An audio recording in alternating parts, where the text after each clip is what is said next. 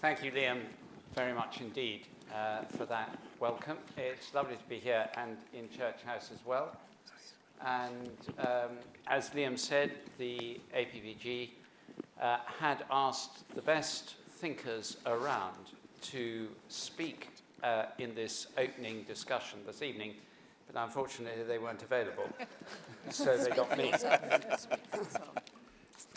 It's good to be with you for this very significant event, and I want to begin by expressing my appreciation for those involved in the creation of this new All Party Group on inclusive growth. The wealth of experience in its cross-party membership, which has developed in a very short space of time, is to be admired, and I very much hope it will grow further, and there are people in here who I'm sure could take part in that. I've been asked to speak on the good economy and reconnecting wealth creation with social justice. In what I say, I shall speak of God and creation and Jesus. I hope you do not find that too surprising in an archbishop.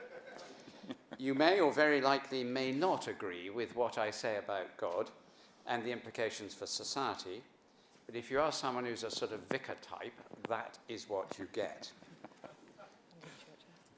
The foundations of a good economy are given in the nature of human beings: creativity, gratuity, solidarity, and subsidiarity. But the basis of these is creativity. Subsidiarity and solidarity are the means by which the risks of creativity are managed and encouraged. Creativity is unique to human beings, and to misuse the words of the wedding service is a gift of God in creation. God is the sole source of creation in the thinking of most major world faiths. But in the Judeo-Christian tradition, God passes the gift onto his creation in human beings. That means making things, and for that matter, making money, are good. Wealth creation is a good thing. From the very beginning of the biblical story of creation, human beings are meant to develop and oversee and create. That starts with tending a garden and moves on through skills in trade and commerce with Abraham and Jacob to efficiency in running a household, finances and business with Joseph. All the mentions have a caveat that such things pose dangers, something I will come back to later. In the New Testament, God himself becomes human in Jesus, a historical figure in whom we see who God is.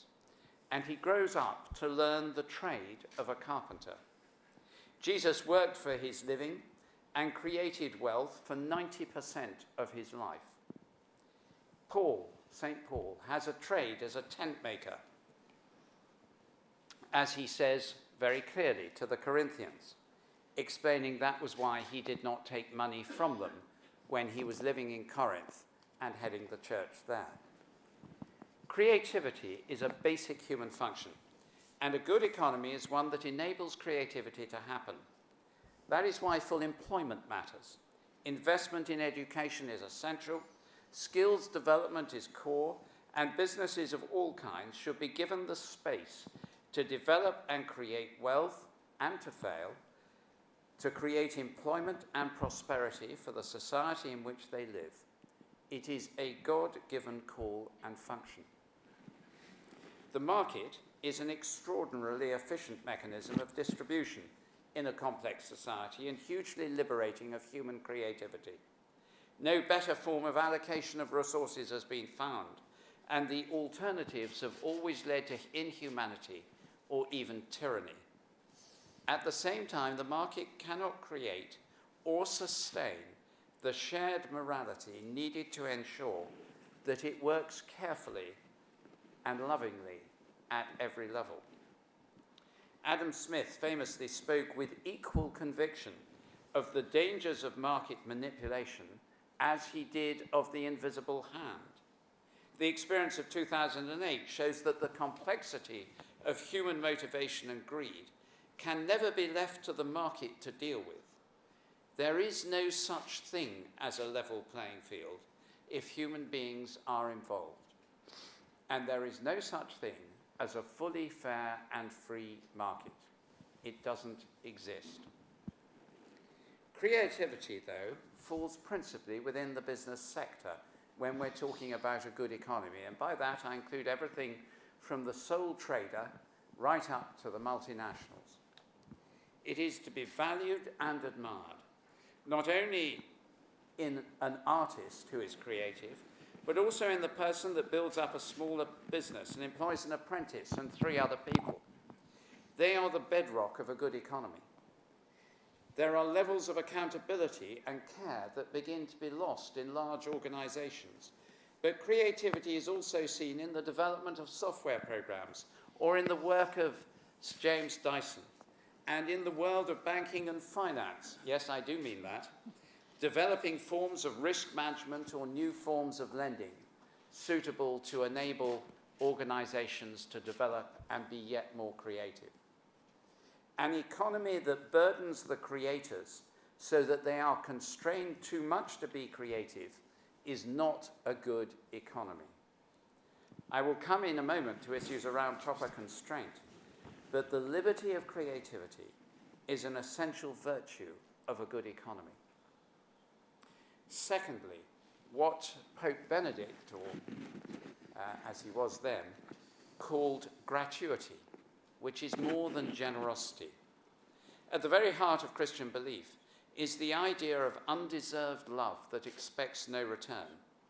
It seems odd to speak of gratuity when speaking of the economy, but a good economy includes a spirit of gratuity and generosity that does not seek the maximization of return or every transaction to be carried out on a basis only of exchange and equivalence. Rather, it recognizes that within the economy there will be some who experience abundance and some who lack. Liam spoke of that a few moments ago. Gratuity is therefore an area of a good economy that touches every part of society, but is activated principally amongst businesses, the third sector, and individuals. It involves both philanthropy, but also a certain restraint in the maximization of return to the logical limit. It is already widely recognized in the way our economy works. For example, the post office is required to maintain branches in one form or another in areas that will never be profitable. The telephone system will ensure there are landlines for remote communities in rural areas where the revenues will never return the capital invested. Railways run with an element of the public good. Water, electricity, and other utilities have an element of gratuity in them. The principle of gratuity applies, but is constantly in danger of being squeezed out unless it is affirmed and recognized as a good not only for individuals of a philanthropic bent and much wealth, but also for the businesses as wealth creators. Gratuity is a character of God in Christian understanding. The gift of the life of Jesus Christ and the salvation that is offered is not on the basis of merit or exchange. Our lives are not worth his, but on the basis of love freely poured out that overwhelms us with generosity. It is for us to take it or not. Thirdly, solidarity. As I wrote in a collection of essays that has recently been published, Rock or Sand, you may have read the newspaper coverage. It's even possible there's someone here who read the book itself. Solidarity is an ancient and deeply theological concept, which has somewhat unfairly been appropriated by political ideology to the detriment of the fuller notion of its meaning. It is a concept that is deeply relevant to our current economic discussions, for at its heart is inclusivity. It is about re-imaging our economic landscape so that no one is left out or left behind. It is concerned with how we value people and communities. We see solidarity perfectly embodied in Jesus Christ. He became human so that we might become divine. His ministry exemplified a commitment to the inherent dignity of all, but particularly those whose society or the economy have deemed to be surplus or marginal: the poor, the infirm, the young, the old. we find ourselves today with a somewhat bland idea of solidarity.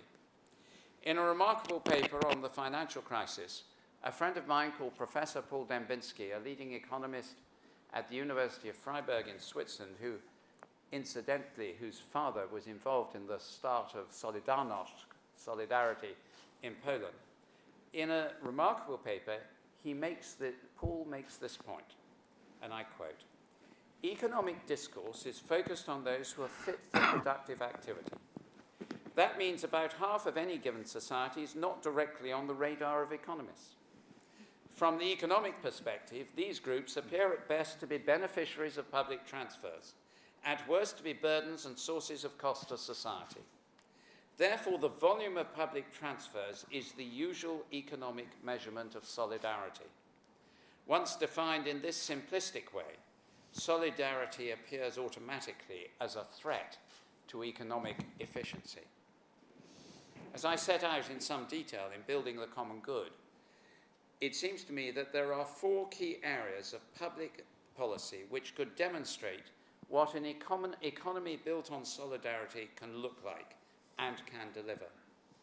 They give life to the notions of human dignity and the commonality of the human journey. They stir something in us that responds, everyone deserves a chance at that. The 4 areas are a living wage, good and affordable housing, excellent education and training, and greater financial access. Solidarity is one of those virtues of a good economy that begins to stray into the realm where government plays an important role. Finally, subsidiarity in a good economy is about asking the question, who is best placed to deliver this? A good economy is one in which a careful balance is struck between the key elements of the economy. 2 of these elements, the state and the market, are too often offered to us as the only possible answer to the question when it comes to economics. What the question actually is becoming increasingly irrelevant. More dependency on cash injected on the basis of some grand political plan or strategy, or dependency on the collateral benefits of a free market, are not sufficient answers to how to build a good economy. William Beveridge is best remembered for his report, which birthed the post-war social security system in our country. But he wrote a second, much less well-known report called Voluntary Action, and he saw them as essentially working together. And they had been developed, by the way, in collaboration with his old friends from university days, Tawney and William Temple, probably the best and most distinguished Archbishop who has thought on social issues since the Reformation. Voluntary action reflected Beveridge's concern that the state must not take on all responsibility for care of the weak, the vulnerable, or the unfortunate, as he put it. The state is good at being universal, but it can't be personal. He understood that if the state is given too much power to shape our society or economy, it will stifle personal responsibility and damage the development of strong communities. A good economy is built on the belief that we all have a role to play, although one that goes far beyond what our economic output is. For those of you here who might have heard Jean Vanier about 3 weeks ago on a Monday evening in the House of Lords, speaking of the L'Arche communities, which he founded many, many decades ago, we see there that sense that he has that those who the world sees as weak through their disabilities are those who can bring hope and strength in a lived-out community. I listened to him along with Cardinal Vincent Nichols that evening, with once again, as every time I hear him, a sense of the horizons of the possible being rolled back and hope in community. An economy based on the principle of subsidiarity is therefore one in which there is a strong awareness of who does what best and collaborative working between different elements of the economy to enable the flourishing of all. It is seen in anti-monopoly legislation, in local government, in decentralization, and in regulation that ensures accountability of huge companies to customers. It is seen also in the state not being in places which enable individuals, groups and communities to do what they are best called to do. How then do we judge whether economic policy is helping us build a good economy? In the shadow of the 2008 financial crisis and the realities of the ensuing Great Recession, the Church of England Synod debated in this building the likely impact of the crisis. It concluded that in any situation, however strained, economic policy should be judged by three criteria. Is it fair? Is it generous? Is it sustainable? These are good questions to ask of all policy, whether public policy or the policies of businesses or other groups in our society, including the policy of the Church. We can and should ask these questions as much about levels of personal and government debt as we do of programs that could be considered part of an austerity agenda. They get to the heart of a society. They are non-party political, and an economy for all in which each of us and those of future generations can benefit from the opportunities available depends on their answers. I'll conclude with the words of the great 4th century theologian, St. Basil the Great, when he said, "A great torrent rushes in thousands of channels through the fertile land. By 1,000 different paths, make your riches reach the homes of the poor. Wealth is like water that issues forth from the fountain. The greater with the frequency with which it is drawn, the purer it is, while it becomes foul if the fountain becomes unused." There is a possibility, a great potential, for wealth to act as life-giving water, spreading through all the channels of our economy, through the benefits of a well-functioning market economy, for the benefit of all and the advancement of a truly common good. How do we make this potential an ever more effective reality in our country? How we build the foundations and values of a good economy, how we utilize wealth creation for the advancement of the common good, all of these questions require a great and innovative leap. They need a narrative that reflects the character within us of which I have spoken, that character of creativity, of gratuity, of solidarity and subsidiarity. They need a narrative that reflects the nature of our country, that is creative, generous, imaginative, responsible and communal.